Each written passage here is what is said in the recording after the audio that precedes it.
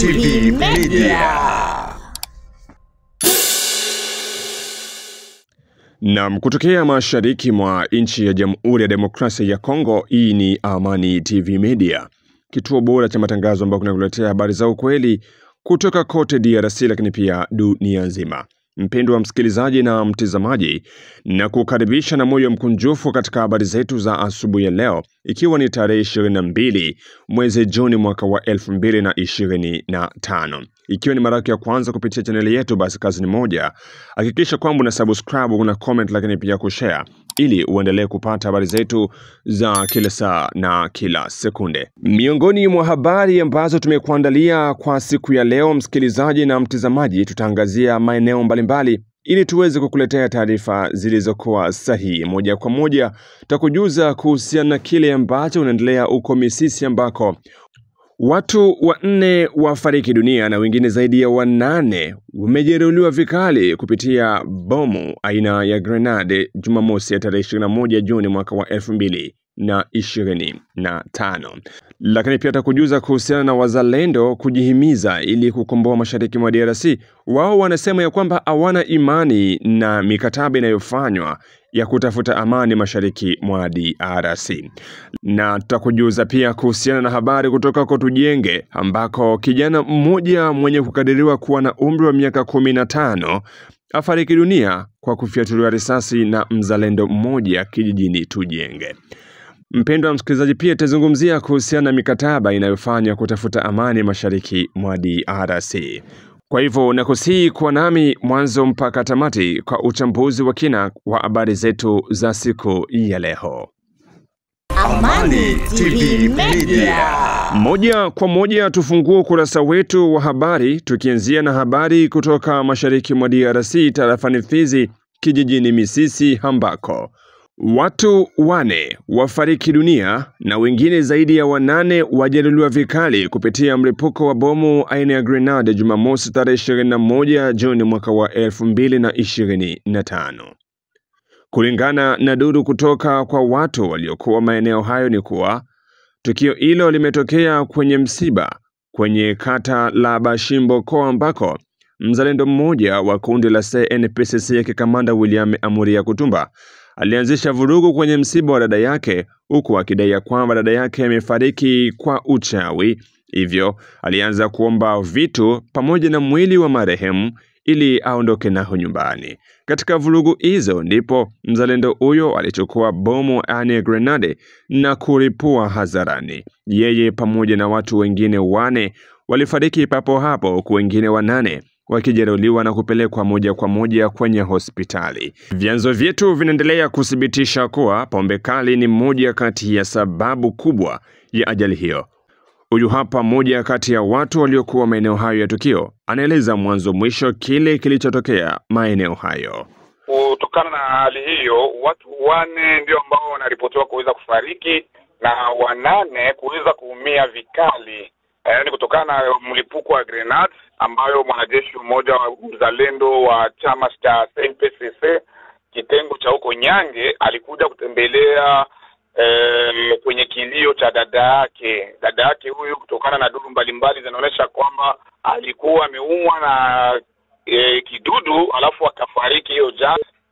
Sasa kaka yake mzalendo akafika kwenye kilio na hasira kali, alafu hapo akaenda kufungua grumeti, na alikuwa tayari ameshatumia kilevi kidogo, na hiyo grumeti ikasababisha vifo vya watu 4. 3 walifariki papo hapo na mwingine kafariki mida hizi za saa 9 za jioni kutokana na majeraha makali. Hivi 8 ndio ambao wanaendelea kupata matibabu kwenye zahanati mbalimbali za hapa kijijini Misisi. Hivyo ndivyo mambo ilikuwa, ndugu yangu. Yeye mwenyewe alifariki papo hapo. Mbele afariki alikatika mkono wake ambao ulikuwa kutupilia grumeti, akafariki. Alafu kiongozi wake ambaye alitaka kumziwia ndiye ambaye ameenda kupata majeraha makali, ambapo anaendelea kupata matibabu hapa kijijini Misisi. Sasa hivi hali ya wasiwasi, wazalendo wengi wanazunguka na silaha huku na huku, raia wakiwa na hofu. Lakini sasa hivi tumejaribu kwenda kuonana na wakuu viongozi kama vile mkuu wa kijiji Mwami Masaba Munga Franklin kutokana na hali, kwa sababu yeye ndiye kiongozi wa Conseil Local de Sécurité hapa kijijini Misisi amesema kwamba wataendelea kufuatilia kwa undani ili kuangalia namna gani ya kuweza kumaliza mzunguko wa silaha na haswa grumeti na bunduki ambazo zinaonekana kuwa kiolela sana hapa kijijini. Raia hawana la kusema, ni mshangao tu kutokana na hiyo hali, kwa sababu tu bunduki zinakuwa za kuzagaa. Raia wengi wanalalamika na kusema kwamba ingekuwa heri warudie kwenye kambi yao ya kijeshi, na hiyo hali mkuu kiongozi au mwami ameenda kupendekeza na kusema kwamba atafanya yote yawezekanayo kusudi wazalendo wabaki kwenye makambi zao, wasiwe wenye kuzagaa, kwa sababu raia wanakuwa na wasiwasi. Acha nikuambie kama kutokana na hali hiyo, jana risasi zililia nyingi mpaka wingi wa risasi zikapata nafasi ya kumuua mwingine mtu ambaye alikuwa anajielekeza nyumbani kwake. Unaona kwamba uzagazi wa silaha unapelekea wasiwasi mkubwa mbele ya raia hapa Misisi. Ndiyo, shughuli zinafanyika kama kawaida, kwa sababu nafasi ambapo hali hiyo iliweza kutokea ni nafasi wanaita ku quartier Bashimboko, iko mbali kidogo na centre commercial ya Misisi. Ndio maana shughuli zinaendeka ngambo ya huko, lakini ngambo ya Bashimboko boutique na vitu mbalimbali wameenda kufunga, na kazi mbalimbali wameenda kufunga kutokana na uoga. Ndiyo, waliofariki watatu ni wa Misisi, na askari jeshi mmoja huyo ambaye alikuwa anatupa grenade na alifariki ni wa hapo Nyange, na wale wengine walioumia kuna wale delegation ambao walitoka kwenye kambi ya Nyange, na mkiwemo 4 wa Nyange na 4 wa Misisi. Yani kwa ujumla watu wa Misisi 3 walifariki na 3 kuweza kuumia vikali. Nyange kufariki mmoja na 3 kuweza kuumia vikali. Tukio hilo limepokelewa kwa huzuni sana na wami wa asili wa sekta ya Nganja, huku wakiomba viongozi wa wazalendo kuwapa mafunzo vijana wao ili kuepuka majenga kama na hayo. Pia wanaendelea kuomba kuwa wazalendo wote wawe wanasalia kwenye kambi zao. Amani TV Media.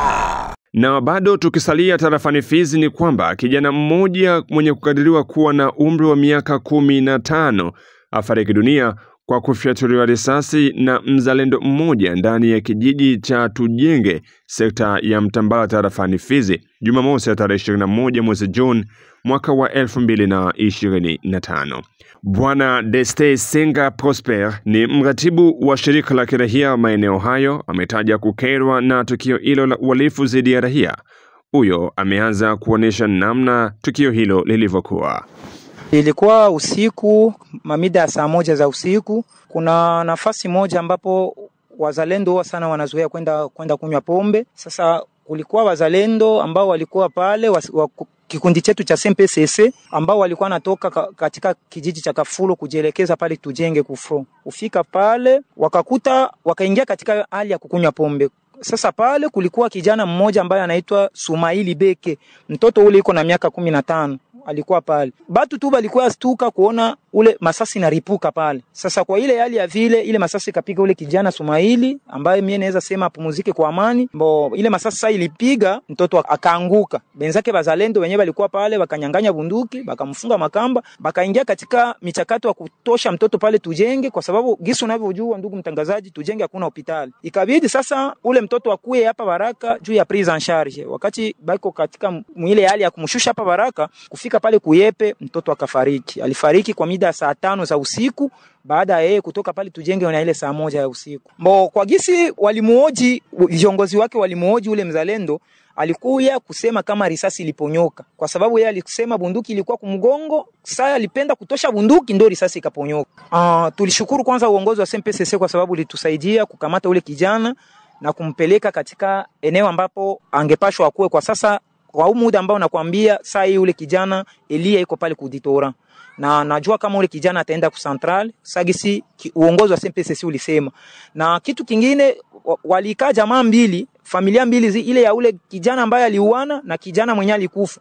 Wakaongea kwanza, wasema tuzike mtu, ingine maneno tutakuya iongea nyuma.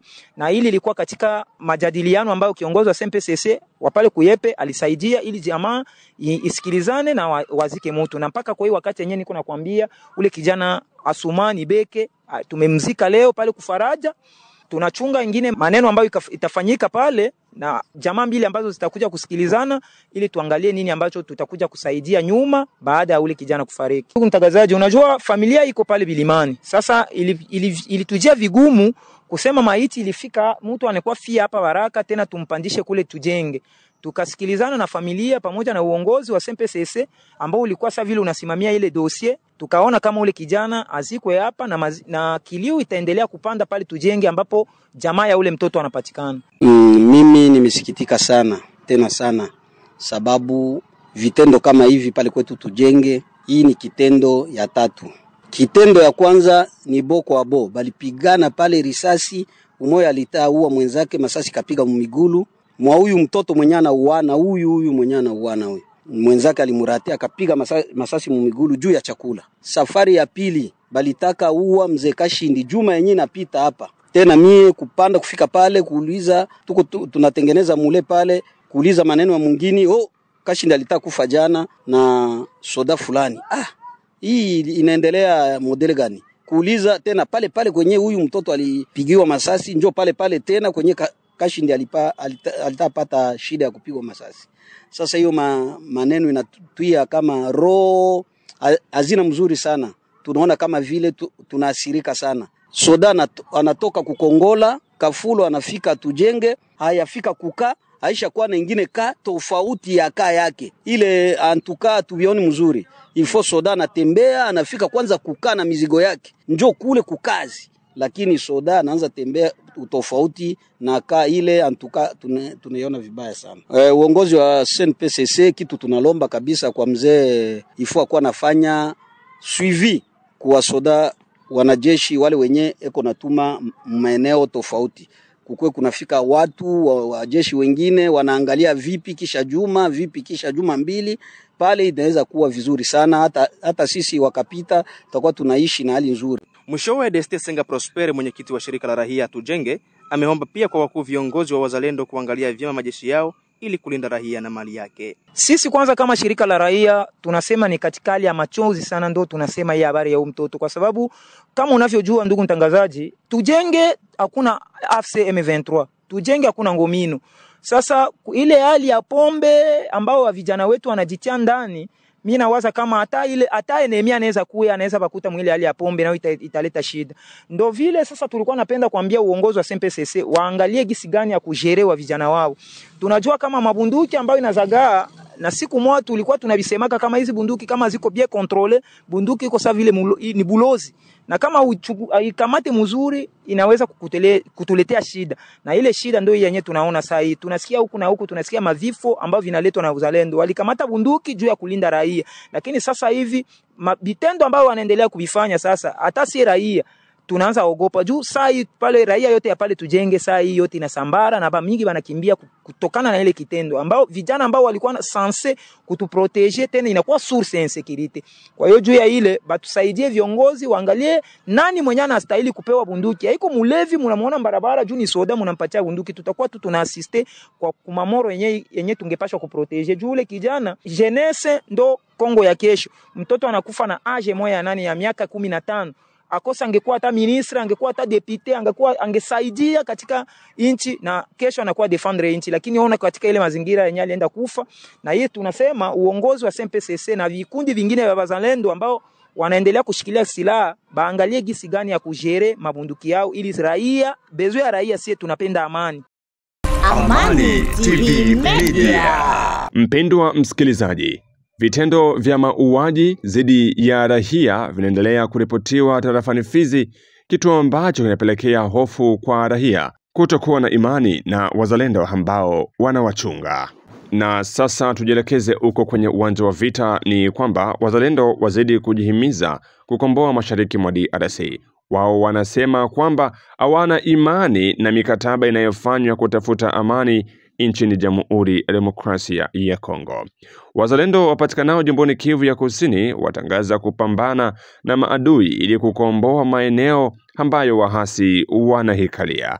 Hao wanasema kuwa mikataba haitowafanya wao wasijitetee, pia hawana imani na mikataba ambayo inafanywa ili kutafuta amani nchini Jamhuri ya Demokrasia ya Kongo. Wazungu ndo chanzo cha vita kwetu DRC. Wazungu hawataki kutuona sisi tukiwa na amani. Kwa hivyo kuwategemea wao ni kama kupoteza muda bure. Tusiposimama kujipambania, hakuna mtu ambaye atakuja kutupatia amani ya kudumu. Kwa hivyo sisi kama wazalendo tunayo jukumu moja tu ya kuweza kupambana kwa ajili ya kujikomboa. Hayo ni maneno ya kiongozi mmoja wa wazalendo huko kwenye uwanja wa vita, anaeleza. Alikuwa na trua system, alikuwa anapenda kupiga Uvira. Maybe ilishindikana. Banaacha tena bananza enda matanzani, bende baatake Fizi njo bakuye hivi. Ilishindikana. Sasa muda ya simba kunyanguka, anakunja mkia, inatimu. Na wakati inatimia, watoto ya simba ni banani? Watoto ya simba, kizazi kia simba. Kuko imbwa, kuko kale kapusipori kakidogo, kuko ule liobo, kuko bale bote benye banakulaka mapanya. Njo batoto ya simba, njo kizazi ya simba, njo siye sasa. Muda yetu inafikia. Tunataka kukulana. Bale babwana, ewa, hapa. Kamanyola hapa, batakia DC. Siweze kusema, mule ndani mule mshamba hii ya shamba ya karanga tunateingia. Tukikuwa wazima, tutaonyeshana mestua. Kilio bandugu yetu wanakufa Goma, Beni, Bukavu mpaka leo. Pale ndo nitakilili hapa. Kazi inakaribia kuanza. Hata hapa kwetu, hata akiingia hapa, ifo na shitu kinukishe hapa. Ndio. Ifo tukinukishe hapa. Tu banani, tutachunga ba Amerika. Na ba Amerika ndio wanatufanyaka vya hivi. Ndio. Ni bongo kweli. Ndio. Tunachunga ba Francais. Hapana. Ndio wale wanatubebaka hivi. Tuchunge wao. Si hii ngozi yetu ndio uivu ya wale wazungu. Ndio. Na udongo yetu ya mababu ndio uivu ya wazungu. Kumbi sie wenyewe na akili yetu ya kuchoka na masomo yetu ya kidogo na nguvu yetu ya mababu tujigomboe sie wenyewe. Sawa? Ndio. Tukisubiria ya kusema Kisekedi alienda wende baikale bafanye hiki.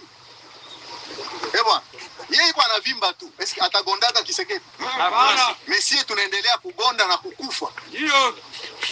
Kasai kuko vita? Hapana. Lubumbashi kuko vita? Hapana. Vita iko wapi? Este. Sasa sie watoto wa Este tujipiganie na tujigomboe.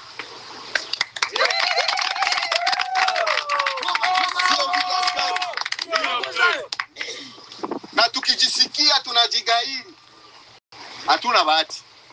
Hatuna. Amuyaingia Burundi. Burundi wanaogopa muzalendo. Kesho yake wasikie muzalendo alitupa anakimbia Burundi, papa bataukata masikio. Doke tukubali cha jua, cha maji, cha mvua, cha moto, cha damu, cha jasho. Tujigomboe sie wenyewe. Tusiangalie mzungu na tusiangalie no FARDC balisema. No. Wafanya siasa wale. Si hatuna formation. Si hatubiyui tulisirika tu tunakamata silaha tunaanza na binawaka vile. Leo mimi nakuwa na regret kidogo bo. Ni vile tulishaingia fasi mbaya. Kumbi tuone mbali. Tujue tulikamatia ile silaha nini, tunaacha kulima, tunaacha kufanya makazi zingine. Hapa ba mingi walikuwa baende masosi jue banani. Mulibiacha. Juu ya nini? Kufia udongo na kufia Kongo yetu pamoja na raia yetu. Kumbi tusichoke na tusirudie nyuma. Amani TV Media. Na mpendwa msikilizaji na mtazamaji wetu, ikiwa ni mara yako ya kwanza kuweza kupitia chaneli yetu ya Amani TV Media, hakikisha kwamba una subscribe na comment, lakini pia una share kwa walio wengi zaidi, ili na wao endelee kupata habari zetu za kila saa na kila sekunde. Na sasa tutamatisha habari zetu tukizungumzia kuhusiana na suala la mikataba ya kuleta amani mashariki mwa DRC. Jitihada za serikali ya DRC kupitia Rais Felix Tshisekedi za kutafuta amani kwenye njia ya diplomasi zinafikia pazuri sasa, kitu ambacho kinapelekea raia wengi wa nchi hiyo kuwa na matumaini ya kupata amani ya kudumu. Hiyo ni baada ya rais wa Marekani Donald Trump kutangaza hadharani kuwa anafurahi kufikia malengo ya kuwaleta pamoja Kongo na Rwanda. Lakini mikataba hii itafaulu kuleta amani mashariki mwa DRC? Tujiunge na kiongozi Andre Biadunia, akiwa mratibu wa shirika la kirahia kutoka uko Uvira. Mtazamo wako ni upi kuhusu sakata la mikataba inayofanywa na DRC ili kutafuta amani ya kudumu mashariki mwa DRC? Je, unahisi ya kwamba mikataba hii itafaulu kweli kuhakikisha kwamba vita vinaisha mashariki mwa DRC? Leo gouvernement ya Kongo iko position tel que iko determine ke kwa njia yoyote ile watu wapate amani. Paske ukisikia hata opinion kisiko inazungumza, watu wote wanakuonesha kwamba sisi ile maminere yao wenyewe tunasemaka Kongo iko très riche minere, haitusaidia kitu paske tuyonake tuko tunatembelea barabara za budongo, tunagonjwa, tunaenda kwa hospitali, tunatunzwa hivyo, hakuna umaana wote ile minere kwa tufadia. Kumbe wangetuacha na amani, kila mtu alie watoto yake, afanye kazi zake, a condition tulale bila masasi kumasikio. Na gouvernement congolais inawezekana ndo shema inaenda paske litakumbusha kwamba kulikuwa akoro ya kwanza ambayo ilitafuta kufanyika, na hii akoro ilireunir tous les groupes armés, ilikuwa ni akoro ya Nairobi, na ile akoro ya Nairobi ikaavorte. Kozi ya kuavorte kwa ile akoro ya Nairobi ilikuwa ni kwamba groupe armés za mingi notamment M23 na ndo likatale katumana zingine zikuenda zilikatala ki haziwezi kuwa kantone paski kulikuwa kantone ilikuwa nataka kufanyika, na walikuwa washaanza jenga mimi makakwe bataenda kule Maniema bakakatala. Akoro ya pili ilifanyika ni ya Rwanda paski après Nairobi kuvunjika ifodre baende Rwanda kwenda kuongea.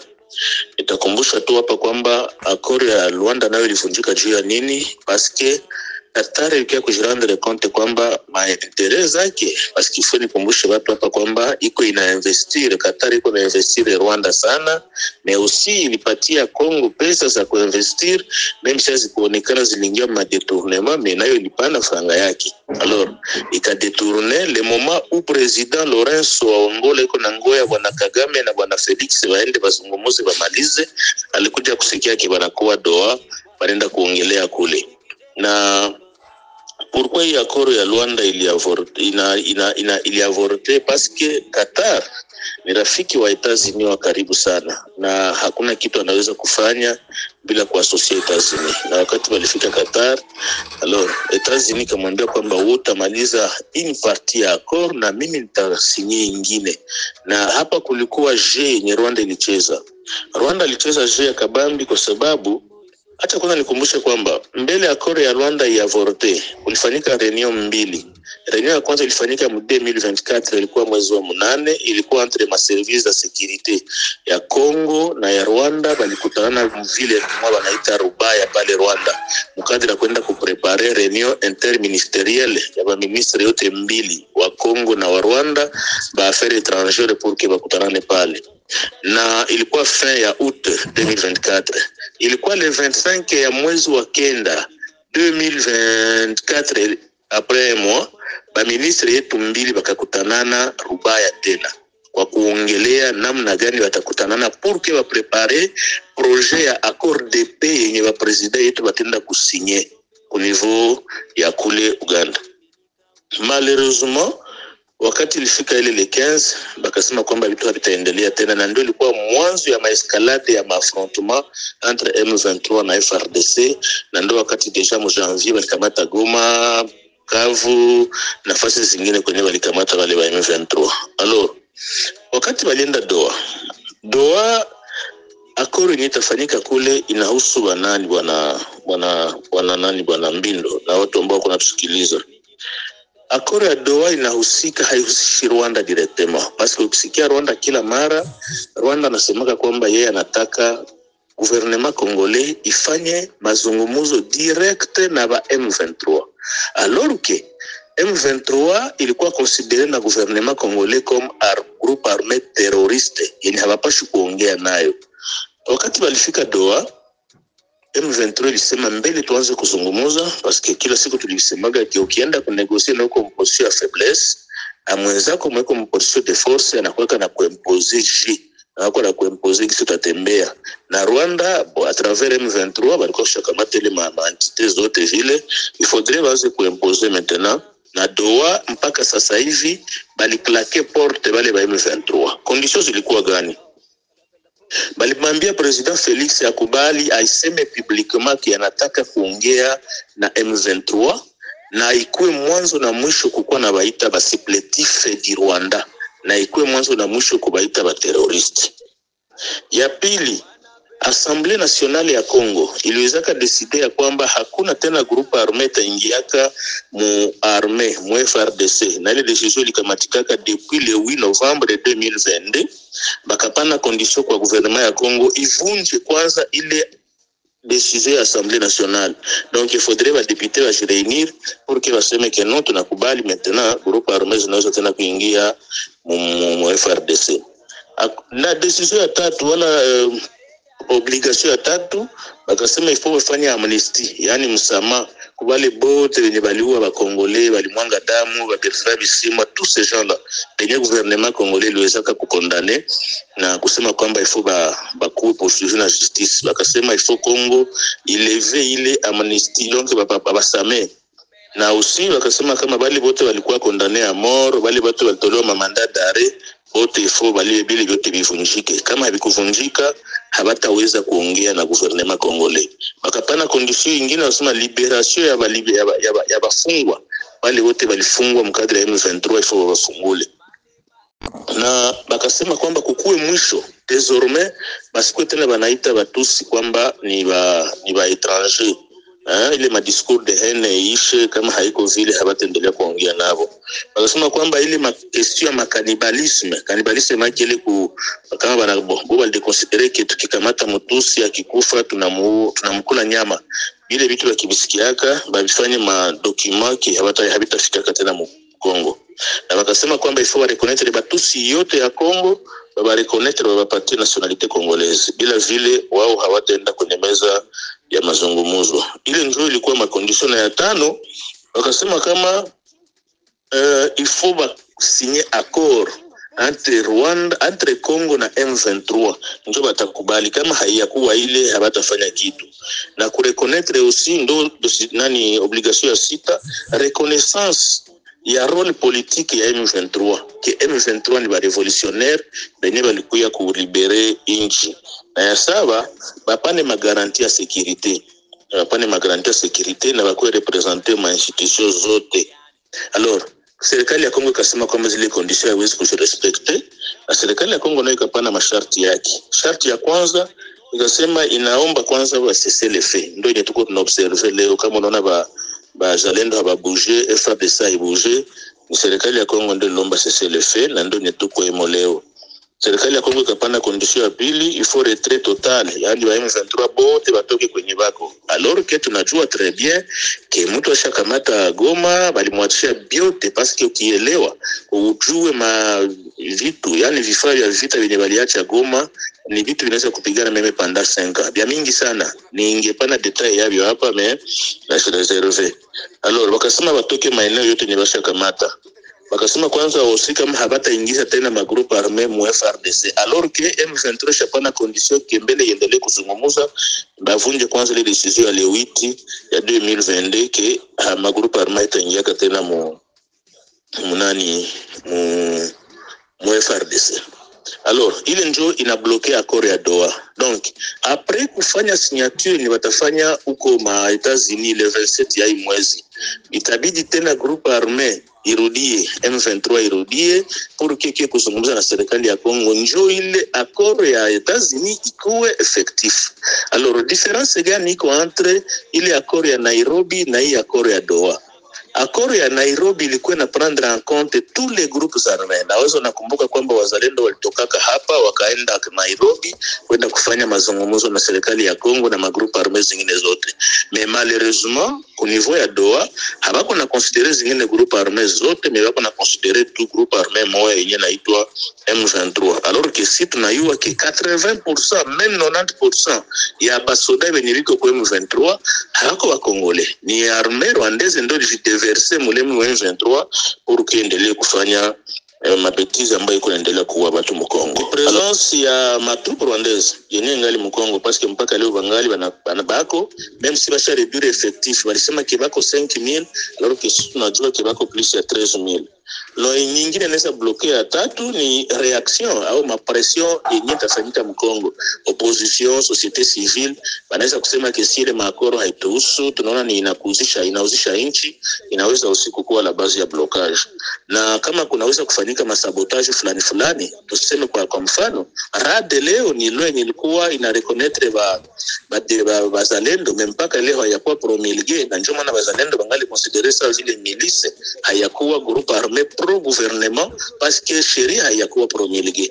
Ba député wanapaswa kutusaidia wafanye pression kwa gouvernement pour que les lois ipite mu journal officiel ikuwe promulgué pour que bazalendo wakuwe reconnus comme force gouvernementale. Dès lors que hayakuwa reconnus vile banaweza kumene maataki kabiko na mamoyen na wanafukuza groupe armé yenye inaitwa M23 na wao wanakamata eneo wanasema tunakuwa partie prenante mbele mwende muongee na si uko tuassocier na si baba dakika zinatukimbiza kabisa. Anatukana maliza ni ya mwisho tu nilikuwa nasema kama nimemalizia pale. M23 inalomba usima garantie ya sécurité na ku niveau international bakuwe reconnu comme tel na kuonesha kwamba bao ndio wenye ni bakongolais habako ba Rwanda alors que c'est ndio ni ba Rwanda. Amani TV Media. Na mpendwa wa msikilizaji, kupitia taarifa hiyo kuhusu mikataba ya kutafuta amani mashariki mwa DRC, ndipo tunaweka nukta katika habari zetu za asubuhi ya leo ambazo zilikujia moja kwa moja kutokea ndani ya studio nzima ya Amani TV Media. Ikiwa ni mara yako ya kwanza, na kusihi uweze kusubscribe channel yetu, kucomment, lakini pia kushare ili uendelee kupata habari za ukweli na za uhakika kutoka mashariki mwa DRC, lakini pia dunia nzima. Asante kwa muda wako na kualika mara tena katika habari zetu za hapo baadaye.